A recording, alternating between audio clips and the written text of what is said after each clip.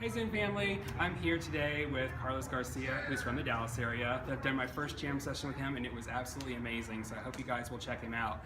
But I want you to know a little bit about him so you'll want to come check him out sometime. So, tell everybody, how long have you been a Zen member? Zen member, been a Zen member since 2009, April 2009. And what made you decide to start teaching Zumba? What was the attracted you to the program and said, I'm going to do this? Well, when I first took my first certification, I just did it for fun. And then a year later, I retook the certification to become a Zen member. And like the combination of fitness and the dance it was a connection with me because I've been teaching the all fitness school since back in the 80s. Oh wow! So when I heard about the format and the combination of the Zumba, the dance and the fitness, well, this is it. This is me. Awesome. So what made you take the next step to become a ZJ? What was it about that you're like, I want to get out there and put myself in front of people and give my choreo to the world? Well, the fact that since I started teaching Zumba, I've been doing my own choreos from day one. I do love the Zen materials.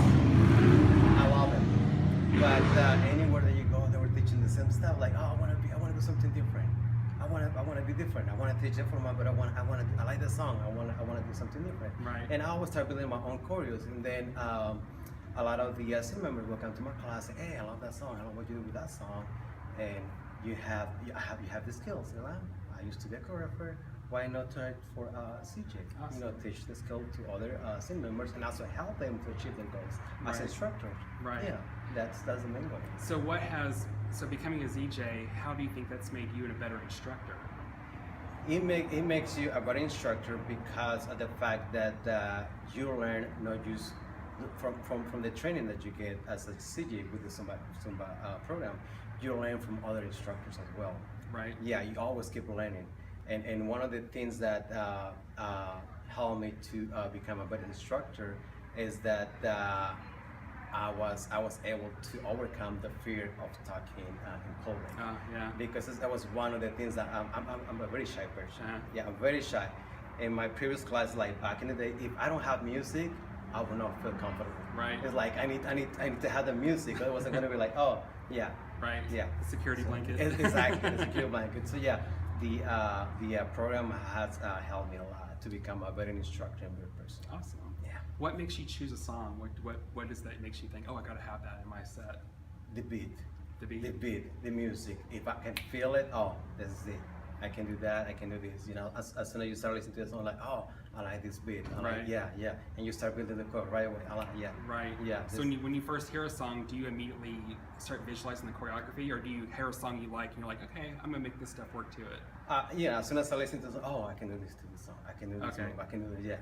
So yeah. you're putting it all together in your head the Exactly. first time you hear it. Yeah. That's so cool. Because I can't do that. Some jammers are known for including a certain genre in every time they do a jam session. You know, like some of the rhythm-specific jammers will always include one of their rhythm specifics in their choreo sessions. Is there something that people can always expect to get out of you when they come to one of your sessions? Yes. Besides the course basic, which is cumbia, salsa, merengue, reggaeton from B1, I always come up with an international song. Or from B2 as well. Right. Yeah, so I teach in most of my jam stations, Bhangra, cool. flamenco from B2. Awesome. Yeah, so I in my jam sessions I try to bring something different besides the rhythms. Awesome. I love Bhangra. That's one of my favorite things that I want to learn more about. Absolutely, yes. So next time you come, I'm going to bug you and say, add a Bhangra just for me. Absolutely, yes, I have one ready.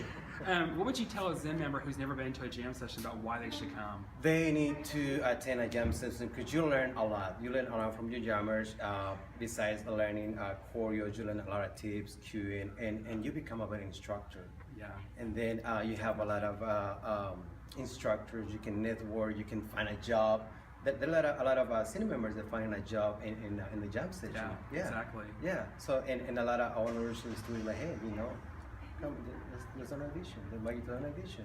It's all about networking as well. Yeah. Besides, again, it's very important that you attend a jam session. There are specific jam sessions, choreo jam sessions, and you really learn a lot. Yeah. Yeah. Especially you haven't taken anything. If you have taken your big one like years ago, the program has changed a lot. has changed a lot, and there's a lot of new stuff that you gotta learn. You gotta learn those new stuff. Yeah, Zumba Home Office listens to the feedback. They are updating the program constantly to make it better for everybody. Yeah, absolutely. Yes. There's a lot of instructors who are either territorial about their choreography or they create their own choreography and they don't want to do somebody else's. What would you tell them why they should try attending a jam session again? Again, they need to be open. They need to learn. We all need to learn. See, scene members learn from us. We learn from them as well. Right. Yeah. You need to be open.